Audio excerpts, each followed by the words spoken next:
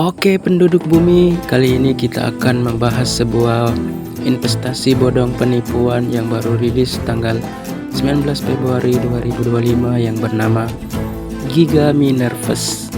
Aplikasi Giga Minervest termasuk Ponzi. Ponzi adalah jenis skema penipuan investasi yang melibatkan janji keuntungan yang tidak realistis dan pembayaran keuntungan kepada investor awal menggunakan uang dari investor baru.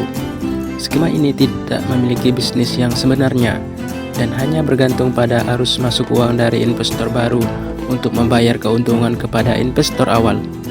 Ciri-ciri Ponzi: janji keuntungan yang tidak realistis, tidak ada bisnis yang sebenarnya, pembayaran keuntungan kepada investor awal menggunakan uang dari investor baru, tidak ada transparansi tentang penggunaan dana. Skema ini bergantung pada arus masuk uang dari investor baru untuk membayar keuntungan kepada investor awal.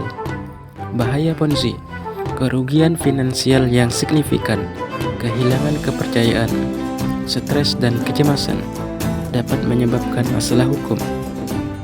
Cara menghindari Ponzi: lakukan penelitian tentang perusahaan atau individu yang menawarkan investasi. Periksa reputasi dan lisensi, periksa transparansi tentang penggunaan dana. Jangan percaya pada janji keuntungan yang tidak realistis. Jangan ragu untuk melaporkan jika mencurigai penipuan.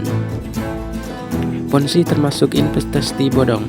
Investasi bodong adalah jenis investasi yang tidak sah dan tidak memiliki dasar yang kuat, sehingga dapat menyebabkan kerugian bagi investor.